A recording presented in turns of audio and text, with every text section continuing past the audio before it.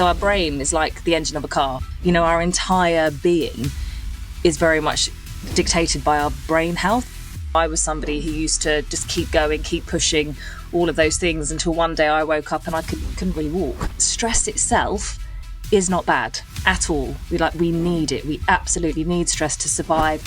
If we're really honest with ourselves, most people are pretty nasty to themselves. Why do we think it's okay to treat ourselves so badly? To speak to ourselves so unkindly. And so learning how to be kinder to ourselves, how to be more compassionate with ourselves. So how do we start to switch some of those around? So I suppose the simplest way of doing it initially.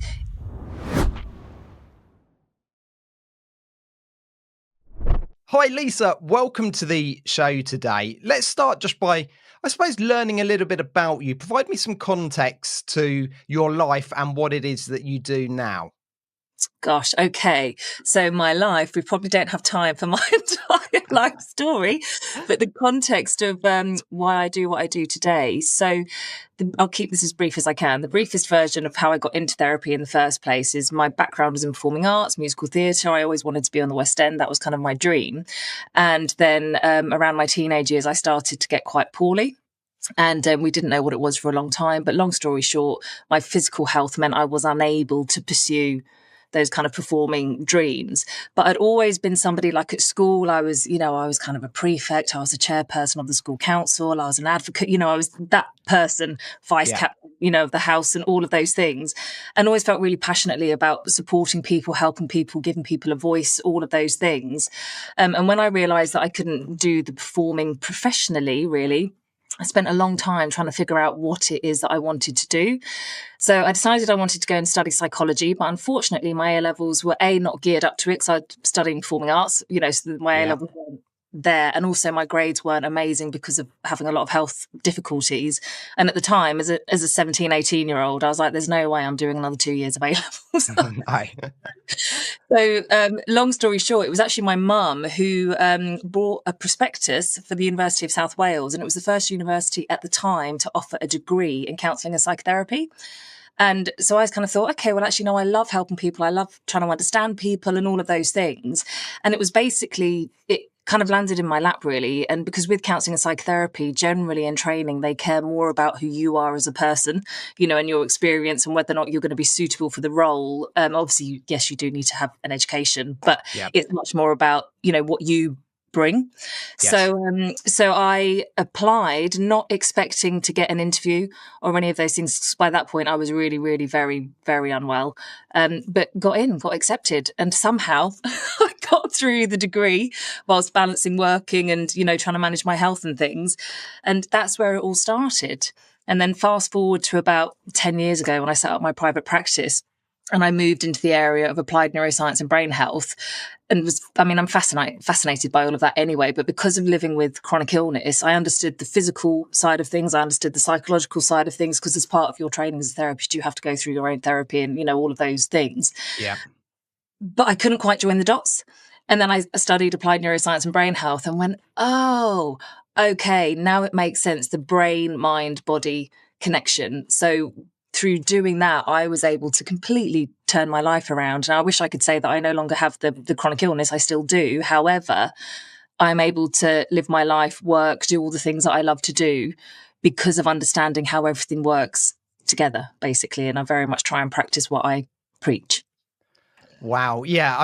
There's a lot in there. I'm really interested in this, how your mind and your body interact together, because I think lots of us see our physical health, and we know if we've got an injury or an illness or something, and then we see our mental health, but we treat them as two separate things. Are you saying that actually there's a connection? Yes, absolutely. Absolutely. So the way I kind of look at it and kind of teach people it as well, really, when I think about the brain, mind, body. So our brain is like the engine of a car, effectively. Without our brain, we're not doing anything. It is the control center. It's absolutely essential. So I talk a lot about brain health because our neurological health affects our psychological, so mental health and well-being, our emotional well-being, physical, spiritual, our entire being is very much dictated by our brain health. So our our brain and mind, mental well-being is completely connected with our physical health. I mean, just to give a really simple example, I'm sure everyone listening to this has had a really bad night's sleep in their lifetime. And if we've had a really bad night's sleep, we do not function at our best the next day. We're much quicker to be irritated. We struggle to emotionally regulate as much. We probably feel a bit rubbish. We just struggle more. So that's a really simple example of how sleep, something as simple as that, our physical well-being, has a knock-on effect on our mental well-being. So likewise, if we're looking after our mental well-being, we're going to be far more able and driven and motivated to also look after our physical health and well-being. So they're very, very much connected. They go hand in hand. We do often see people, don't we, where, you'd say, oh, you're looking well, or equally you can look at someone and think, cool, you look a bit run down. And quite often we understand that because they've got a lot of stress in their life and things like that. So I guess that stress and the anxiety and what's going on and their thoughts ends up affecting the way they project themselves and their physical sort of, they get physical symptoms. Yeah, absolutely. Absolutely. And something that as adults, we kind of, to be fair, some people haven't been taught how to do it. Others, we just get so busy with life, we stop paying attention. But our bodies always give us signals. Our body always kind of tells us if something's not quite right. And 9 times out of 10, we ignore it, or we go, oh, it's fine. I'll just push through it. And then we get worse and worse and worse. Oh, again, using the car analogy, it's almost like, having a car, never getting it serviced, never putting petrol in it or electric, whatever, never looking after it, and then running it into the ground and wondering why it breaks down. It's kind of like, oh, well, I haven't done anything to keep this running efficiently. And we're kind of quite similar. If we're not doing the things to keep ourselves running efficiently, we start to break down effectively. And worst case scenario, we completely break, in the sense of, when that will look different for everyone. That might be mentally, emotionally, physically, but something will happen because often we ignore the signals that our body is giving us.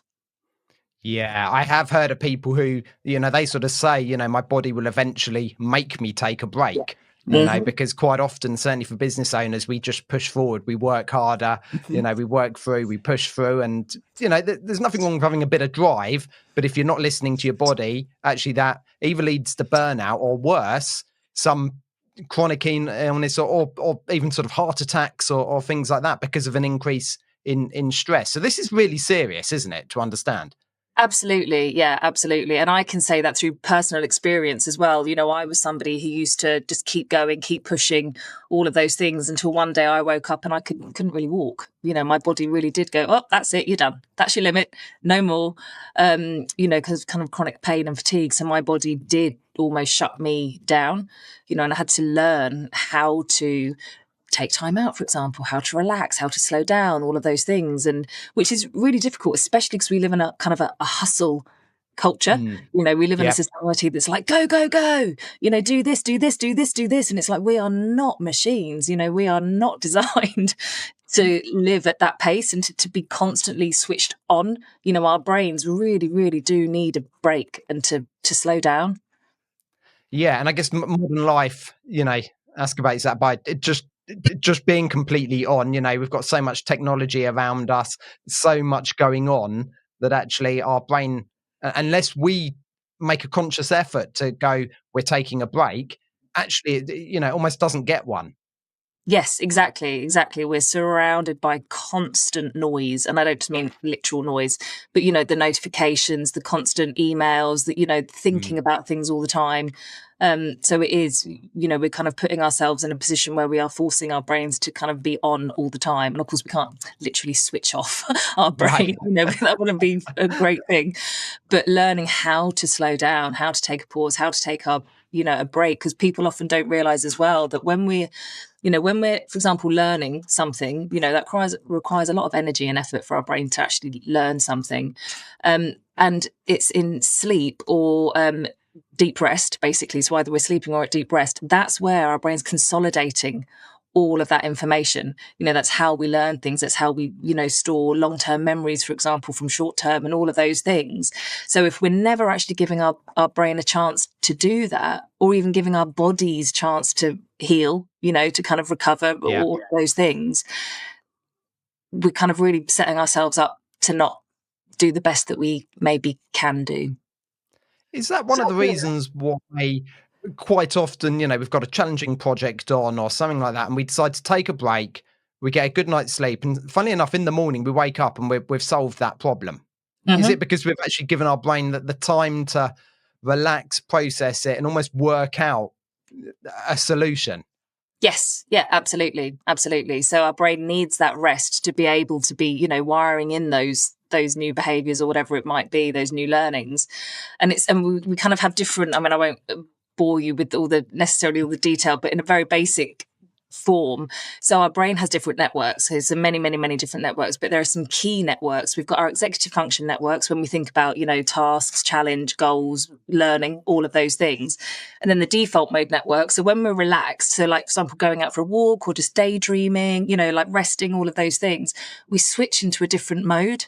So then that's, if you've ever, been out for a walk or something, or not even out for a walk, but you're just doing something like relaxing, you're not necessarily thinking about something, and you go, oh, there's this amazing idea, or oh, that's the word I was thinking of, or that's the thing that I was, trying to get. Yep.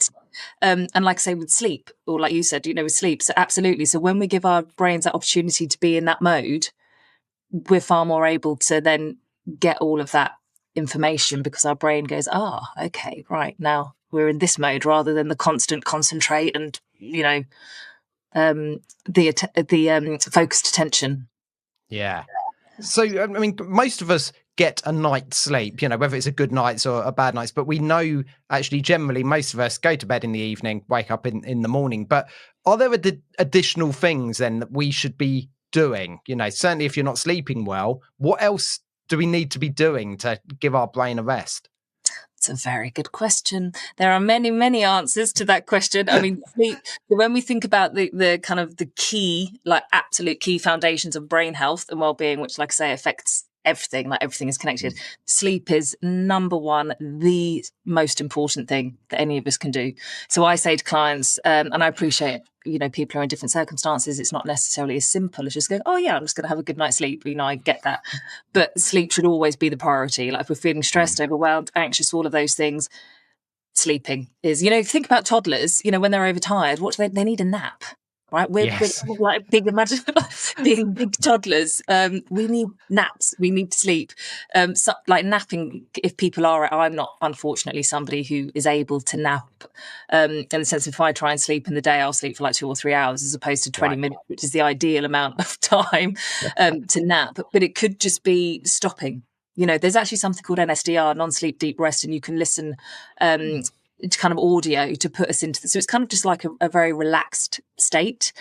So sleep is the most important, but just getting used to things. It could be as simple as, not looking at our phone for a period of time, not putting a TV on, not having other things that are really stimulating for us, like learning to get comfortable with being quiet, getting outside. And it doesn't mean you have to go off hiking or any of those things, but just be outside, just be quiet.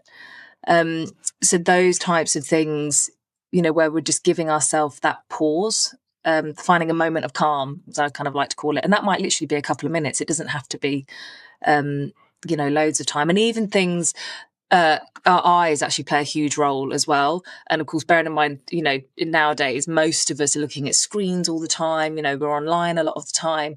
So even something as simple as just closing our eyes, for like 30 seconds, a minute, that can do wonders. Little micro breaks. Yeah. So closing our eyes. The other thing to do is if somebody has a window or if they can go outside is to look out at well, they're probably not looking at horizon necessarily, depending where we are, but, look out, let our peripheral vision engage. Then it relaxes the muscles. It relaxes the eyes. It sends messages to our brain that it's like, oh, okay, relax, rather than this kind of, like I said, really focused attention. Yeah. We need to kind of, expand, open out. I certainly know if I've spent all day staring at a screen, you're almost exhausted at the end of the day, although you've just been sat there.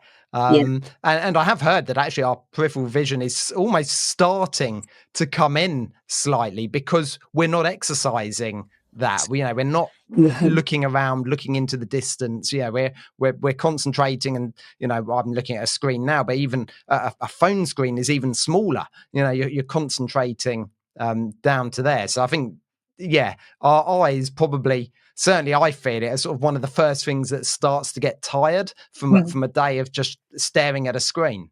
Yeah, absolutely. So taking those breaks for our eyes is, really important. And often people talk about being wired and tired. And it's that feeling I think that you're describing, at the end of the day. And it's also for people who are kind of feeling constantly stressed and not doing the things to help alleviate that. It's kind of that, we feel wired. We kind of feel like, we're kind of a bit like this, but we feel exhausted at the same time.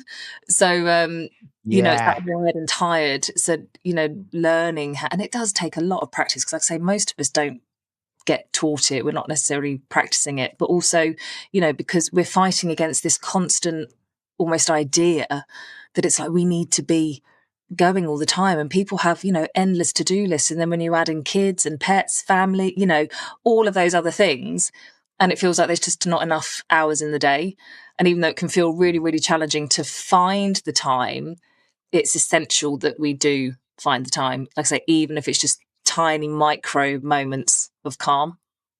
Yeah, I certainly would describe myself as a recovering busy person. I did almost wear it as a badge of honor. I'd spend long hours in the office. I'd always be busy at home. I'd always crack open the laptop in the evening. And it was almost built in that it felt funny if I wasn't being that busy. I struggled almost switching off on holiday. If it would take me 3, maybe even 4 days to sort of switch off properly, and then I'd only have a couple of days of enjoying it and then coming back. And now I try and almost train myself that actually it's okay to take a break. It's okay. And especially for many of us who I guess work for ourselves, we almost see that sort of if it's between 9 and 5 Monday to Friday, you can't take a break. You're meant to be working, but actually that's not written in stone. You don't have to subscribe to that. You can take a break if you want to take an hour's walk. Then obviously, as long as it doesn't impact, some of the work you're meant to be doing with clients, actually, it can be really good for you.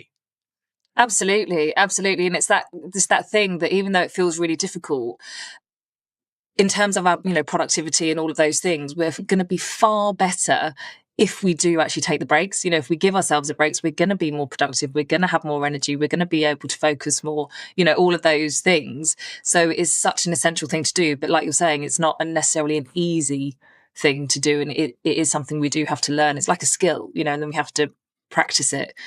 But learning, to slow down and take a break is one of the best things that we can do. And especially, like I say, for our productivity, actually. Yeah.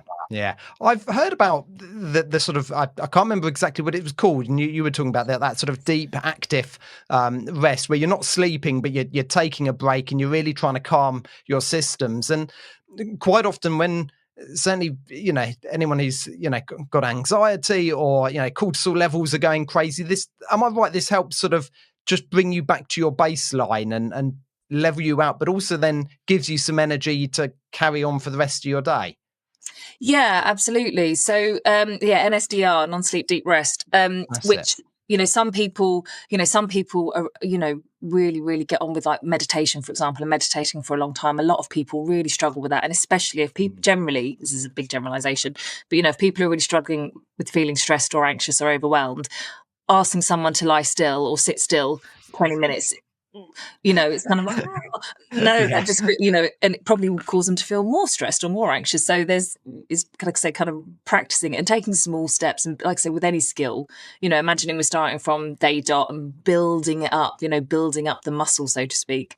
But yes, because when we think about stress, so basically in very, kind of simple terms, a lot of people refer to the fight or flight response. Okay. I mean, it is way more complex than just fight or flight. But when we think about our autonomic nervous system and our sympathetic and parasympathetic, okay, so the sympathetic is basically what is activated when people talk about fight or flight, freeze, fawn, also, their stress responses. And the parasympathetic, which we call the rest and digest, which is what brings us back down into that balance. So ideally, our bodies and brain is constantly trying to be in a state of homeostasis and balance. I use the word balance all the time. And it's difficult to manage it. But what's really important when it comes to stress and anxiety, actually our perception of it plays a key role. So how we think about stress and anxiety will determine how stressed and anxious we feel. So, for example, often people talk about stress and cortisol and all of those things like it's the devil. It's like, this is awful, I must never feel stressed. But what often people don't realize, so our sympathetic nervous system, that kind of activates when we're basically to get us ready for action. Now, that action may not be something really horrible. That might be, oh, we're doing a podcast. Okay, well, I need to be ready to do that. I'm not, I'm not like this. I need to be alert and all of those things. So the sympathetic nervous system is going to kick in. It might be like, for example, when I perform, I get awful nerves before, I go on stage. That's completely natural, but learning how to use it. And I don't view that going, oh my gosh, I'm so anxious, I can't do it. That would be a really unhelpful way to perceive it. It's like, oh, okay, I'm feeling nervous. Let me use this. Let me use this adrenaline. Let me use all of this to kind of drive the performance, for example. So how we view it is really important, and understanding that stress itself is not bad at all. We need it. We absolutely need stress to survive and to thrive. It's about finding that sweet spot. So of course, too much stress for too long, not good. We know that. Not having enough stress, not good, because then we just become very apathetic and we're not motivated and we don't, want to do anything. But finding that kind of sweet spot, which will be different, for everyone, but understanding that, when we go into that kind of fight or flight, that's not necessarily a bad thing. If we can just change, reframe it to like, oh, okay, our body's getting us ready for action. So that might be there's a threat or there's something that we need to deal with immediately. It might be something that we could change to think, oh, that's quite exciting. Yes, I'm out of my comfort zone. Excuse me. But in order to learn, in order to grow, I need to actually step into my comfort zone. But the sweet spot between, so we call it the stretch zone. So we want to stretch enough that it feels challenging, but we know we can do it, versus jumping into the panic zone, which is when people try and do something too soon and it feels so overwhelming and so anxiety inducing. And then we kind of retreat back and go, I'm never doing that again. It's finding that spot of stretch rather than, panic. Yeah, so you have, I mean, if you had it as circles, sort of your comfort zone in the middle, then your stretch zone, then that panic zone. And actually, I'd assume that when you move into the stretch zone slightly, you end up realizing that's okay and your comfort zone actually expands. Mm-hmm. Yes, absolutely. Absolutely. Yeah. And that's the thing, like, especially with anxiety is, and technically anxiety is kind of a symptom of a stressor. So what stress can mean different things. Like I say, stress can be a good thing as well. But, when we think of the symptoms of anxiety, that's our body getting ready for action. So think of that sympathetic nervous system that's kind of kicking in. It's like, right, okay, I'm ready. If we then psychologically, which is what happens a lot with anxiety, psychologically go, oh my gosh, like my palms are sweating, my heart's starting racing, I've got a dry mouth, I feel a bit sick, whatever it is, that's going on for somebody. And we start then with this spiraling, going, oh no, that means I'm really anxious. And the symptoms are going to increase. It's going to kick in a bit more, because we're putting all of our focus and attention on it. So, learning how to view it differently, and very, very simple, which I can explain in a moment. There's a really, really amazing breathing technique called a physiological breath, which is just amazing for when we start to notice that we're feeling a bit, stressed or anxious or overwhelmed or whatever it might be. And I'm really sorry, I've completely, I went off on one. That's all right. I mean, I'm interested in, we'll talk about the breath work in a minute. It's quite often, it's how we perceive those situations. I've certainly seen it explained like, someone, they could be getting ready to paint their bedroom and they get everything set up, they get the ladder out, get the paint out, get it ready, dog runs in, knocks the ladder, paint goes everywhere. Someone will laugh at that and just be like, I cannot believe that's happened, and crack on and move on. Someone else will be like, why does this always happen to me? Everything goes wrong. And actually the situation is the same, but the way people deal with it is different. Yes. Yeah, absolutely. So kind of that mindset, I talk a lot about language with people as well, because the words we use really do shape how we perceive the world around us. And so you're right, you could have the same situation and two people will view it very differently. And often what happens then, and that's, sorry, I've remembered what I was going to say about the anxiety and the comfort zone, is often when people are feeling anxious or feel like something's gone wrong, the natural, I suppose, tendency is to avoid it, is to kind of, back away from it. Whereas actually that's the worst thing we can do. We kind of need to lean into it, but that's finding that sweet spot of, like we were saying, the comfort zone rather than going into the the panic zone. But again, how we view it, how we perceive that situation is very much going to determine then what we do about it. Yeah, I guess for any sort of personal growth, you do have to slightly lean into that, because anything new seems a little bit anxious inducing. It's sort of like do I want to do that, or do I just stay comfortable? But what you're saying is sometimes those feelings is actually, we should view that as, okay, this is the right thing to do. Mm-hmm.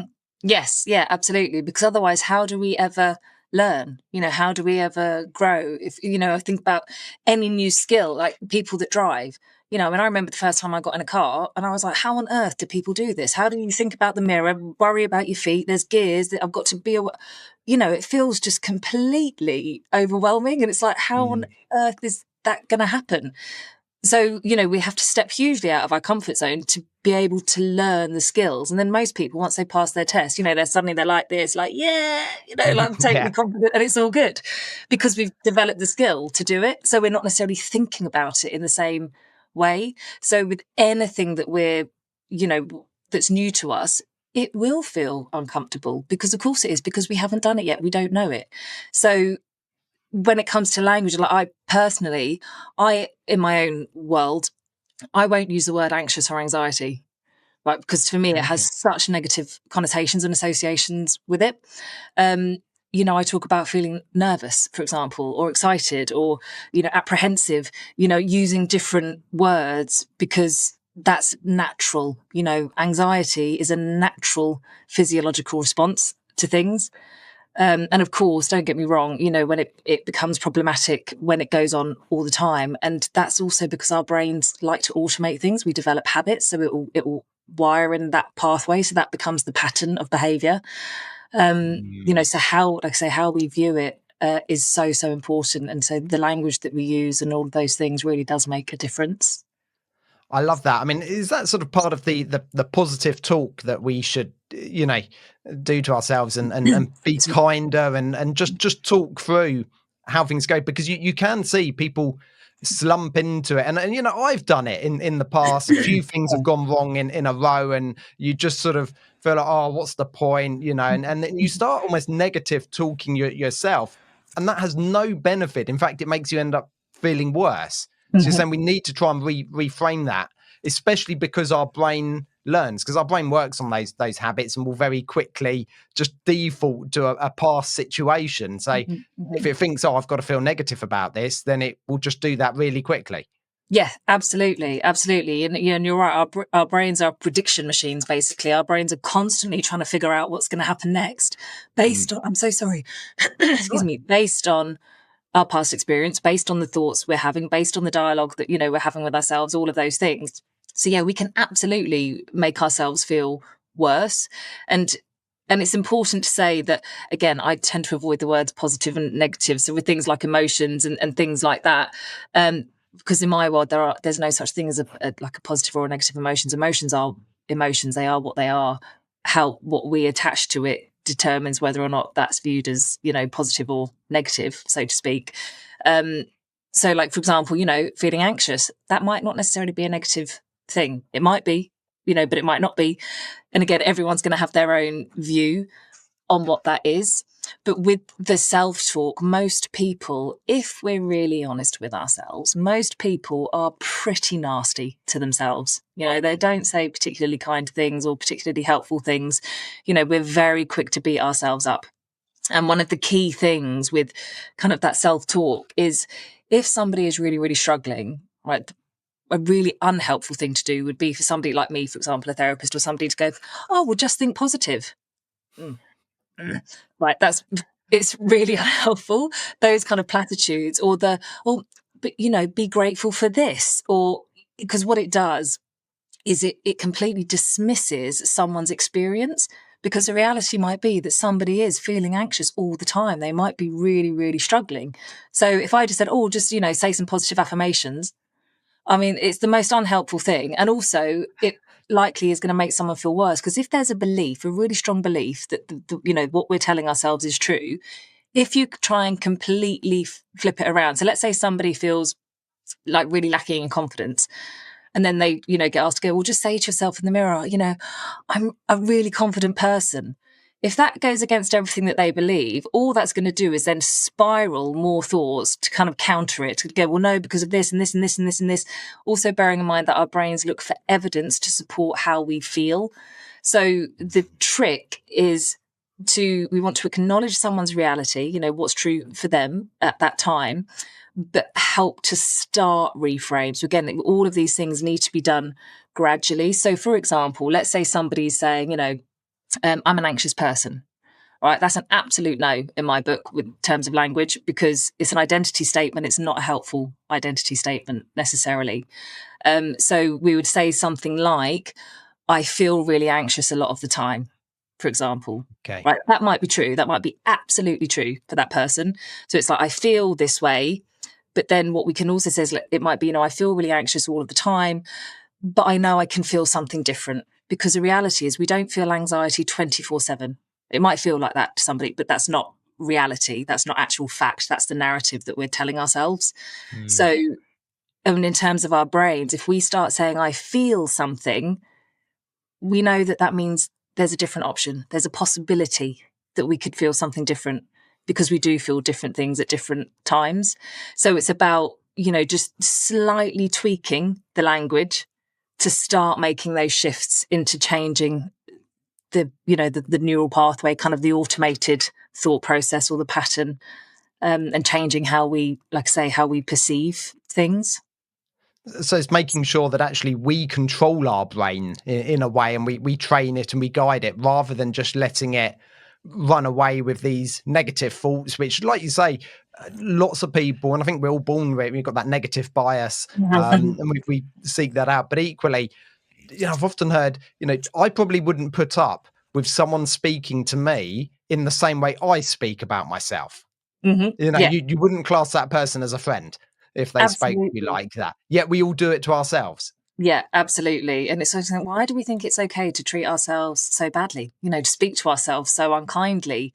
And so learning how to be kinder to ourselves, how to be more compassionate with ourselves, that more compassionate self-talk, which is about acknowledging where we're at and how we're feeling. So say we're not denying it, but gently encouraging ourselves to try and do it differently. So for example, when I was at my worst, when I was really poorly, and I would tell people, I would say, I'm a really positive person, and, and I'd look on the bright side and all of this stuff. And that was true. That was true. However, when someone challenged me to stop and pay attention to the thoughts that were going on in my head, I mean, honestly, it was a constant, and I am identity statements like, I'm exhausted, I'm so sick, I'm so tired, I'm never gonna achieve this, things always go, those really big kind of, universal statements. And I kind of clocked it and I thought, wow, no wonder you feel so rubbish, because that is what you are telling yourself. That's basically how you're telling yourself to operate on a daily basis, and it's like, catching that. And it's something I still practice to this day. It's kind of being very aware of that in a dialogue, that self-talk, and catching it. And if it's a really unhelpful thought, just kind of stopping it and going, oh, let me just check that, let me just maybe reframe that slightly. Yeah, you said about identity statements there. That's a really interesting way of framing it, that actually, a lot of these things that we say, we're almost making our identity, and they're not helpful. So how do we start to switch some of those around? So I suppose the simplest way of doing it initially is to swap an I am, so an identity statement, for an I feel, or even an I think. Excuse me. So rather than saying, this is who I am, it's like, this is how I feel at the moment. This is what I'm thinking at the moment. Because, somebody might, for example, they might be struggling with depression. It might be anxiety. It might be something else. They might be feeling completely overwhelmed or burnt out. That's not their entire identity. That's not who the whole sum of their parts. That's how they're feeling at the moment. And I think, and that's the key. It's keeping things temporary. So at the moment, right now, saying those types of things and feeling or thinking, rather than this is who I am. And often people will say, it's just who I am. And people, I have to be honest, no one's going to ever want to come to me for therapy, because I do challenge gently, of course. But, you know, I often say to people, I'm like, mind your language, you know, and people often think that I'm referring to swearing and all, but I'm not, you know, I'm like, mind your language. And the people go, oh, yeah, because we don't realize that we're doing it until somebody almost points it out. You know, so checking in with those statements, it's kind of like, is that fact or is that narrative? In the sense of, is that actually true or is that the story that we're running in our head? You know, it's like, am I actually this person? It's just how I am. Or is that a behavior that you've learned and that's something that we can actually start to change? Is this quite often a sort of a learnt behaviour from often childhood, where people have been told, "Oh, you're slow to get that, or you're not very good at that," or and actually that talk then becomes someone's identity from what other people have said to them? Yes. Yeah, very much so. So, and that's the thing with them, you know, I suppose learned behaviours is they all stem from childhood. Now, that doesn't necessarily mean that, because there's often this misconception as well, especially with therapy, that, you know, somebody's had this awfully traumatic childhood or something terrible has happened. And that is true for some people, which is heartbreaking. But I also see a lot of people that say, you know, but my childhood was great and there was this and this and this. And, you know, and that's wonderful. But there will be something. And it might just be one thing that a random person or a teacher, a parent, a family member, you know, somebody has said to them that's stuck, it's landed, it's gone in and it's stuck there. And then we start. So to give you an example, somebody that I knew who was really struggling with kind of social anxiety and health anxiety, and it was kind of getting worse and worse and worse. And we were talking. And, you know, and they were kind of saying, but everything in my childhood was great and this, you know, and I had all of this stuff and all of these things. And then they remembered there was one incident, one time when basically they were quite young and it was at school. And I think the fire alarm had gone off, something, it was a drill, you know, and so they'd all kind of gone out. And a very, you know, I suppose, normal question for a child to ask was like, oh, well, what would happen if there wasn't a fire alarm? You know, that's a, you know, like, well, what do we do in that? Yeah. Perfectly understandable question. And the response was, oh, you're such a worrier. Don't be so anxious. So then that one thing has gone bang. And this person's gone, oh, I'm a worrier. I'm anxious. And then has developed that narrative. And then the behaviors have developed because it's, oh, I'm an anxious person. I now feel anxious about all of these things and I worry all the time. That's not who they are. That's something that kind of went in and then they developed those behaviors as a result. So it can be something really, you know, seemingly innocuous that's been said or done that can just, you know, set us off on that path where we start thinking and behaving in different ways.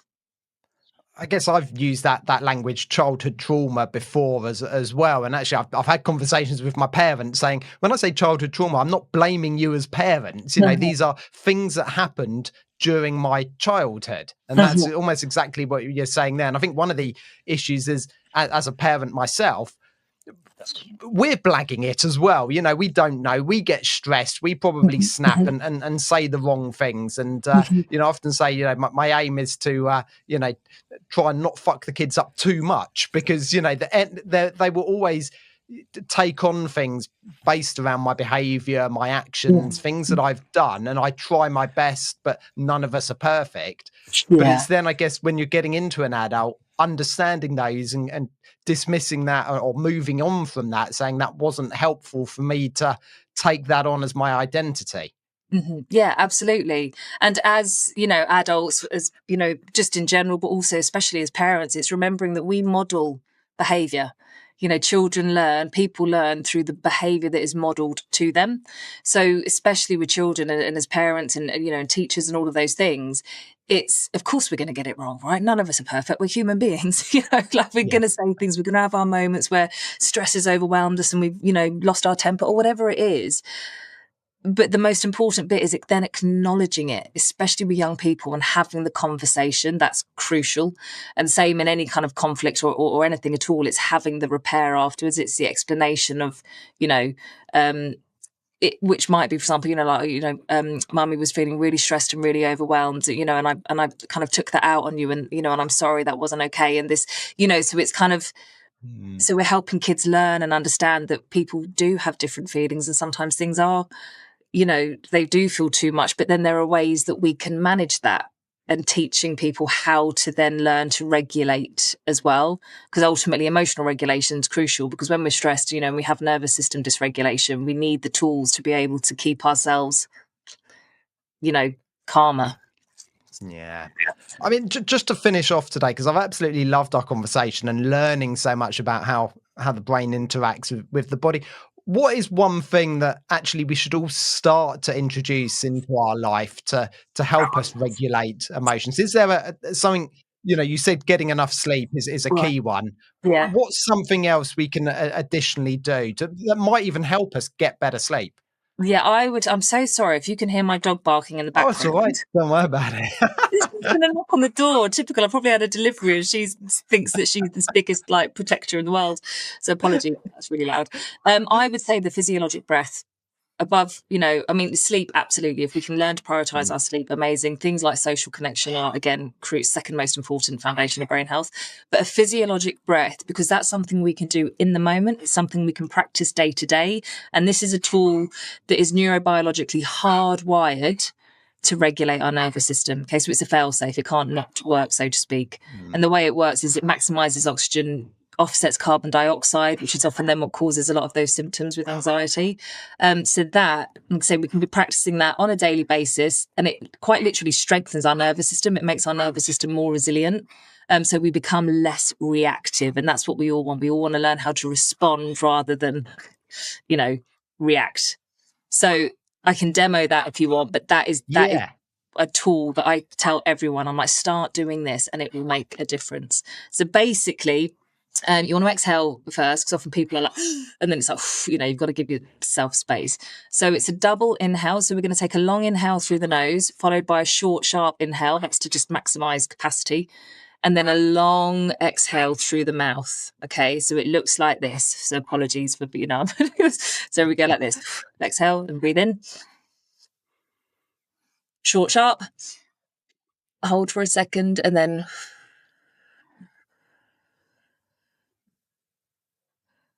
and exhale for as long as you can. Now, this breathing technique has nothing to do with physical fitness, by the way. If someone finds they're struggling to exhale for a longer period of time, that's generally a signal that we're probably a lot more stressed than we perhaps realize. But just doing that, so just doing it once, we will feel like, oh, okay, so we can repeat it a few times. But in the morning, in the evening before bed, we can use it in the moment. But with all of these tools, ideally we want to be practicing them when we're not feeling as stressed, so we can kind of get used to them. But I don't know if you want to give it a go and see how it feels. Yeah, go on. I'm going to do one now while we're on the call. So breathe out. Long inhale.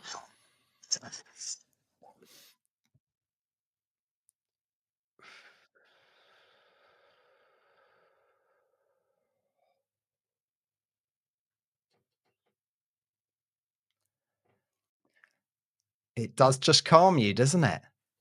Yes. Yeah. So obviously, depending on how stressed or anxious somebody might be feeling, you might need to repeat that a few times. But like I say, just getting into the habit of doing it. So noticing our body. So as soon as we start to notice, I'm feeling worked up, angry, irritable, frustrated, whatever it is, our body will, the sympathetic nervous system's kind of kicking in. As soon as we notice it, it's like, we just do a nice, psychological breath here. Let me just help regulate. And that's what it's about. And it's about regulation, so I kind of say that in my head. It's like, we just regulate. I'm so sorry about my dog. That's all right. Sorry. Lisa, thank you so much for joining me today and sharing that technique. I know it's something I'm certainly going to start introducing as well and practicing as well, because something I know I could benefit from. So thank you for taking the time to speak to me today and explaining that, and enjoy the rest of your day. Thank you. You too. Thank you for tuning in to this episode of the Balanced Ambition podcast. I genuinely hope the stories inspire you as much as they inspire me. If you found value in today's conversation, please share it with a friend. And remember, by subscribing, you won't miss an episode, and it would truly mean the world to me. Stay balanced, and I'll see you next time.